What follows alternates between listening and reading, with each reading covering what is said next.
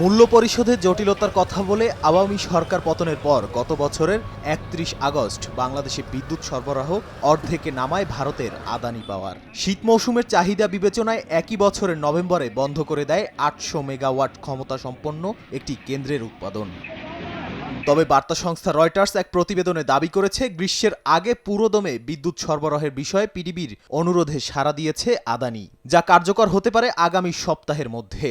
তবে দাম কমানো এবং কর ছাড়ের মতো বিপিডিবির অনুরোধগুলো প্রত্যাখ্যান করেছে ভারতীয় প্রতিষ্ঠানটি। তথ্যসূত্র হিসেবে গত মঙ্গলবার আদানি পাওয়ার পিডিবির ভার্চুয়াল বৈঠক ও দুজন কর্মকর্তার কথা উল্লেখ করেছে রয়টার্স।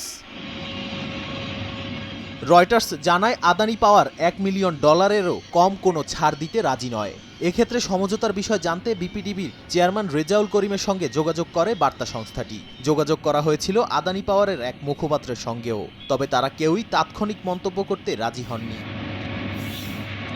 গত ডিসেম্বরে প্রায় পিডিবির কাছে আদানির পাওনা ছিল প্রায় $900 মিলিয়ন, যদিও সংস্থাটির দাবি এর পরিমাণ $650 মিলিয়ন। রয়টার্স বলছে, আদানি পাওয়ারের সঙ্গে বাংলাদেশের চুক্তি এবং পরবর্তীতে তৈরি হওয়া বিরোধ দেশটির বিদ্যুৎ খাতের ভবিষ্যতের জন্য অত্যন্ত গুরুত্বপূর্ণ। দুপক্ষের সমঝোতা এবং স্বচ্ছতা বজায় রাখাটা এই সম্পর্কের স্থিতিশীলতার জন্য অপরিহার্য।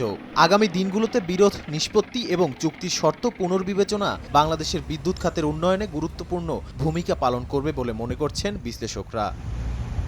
নাদিম মারজান, সময় সংবাদ।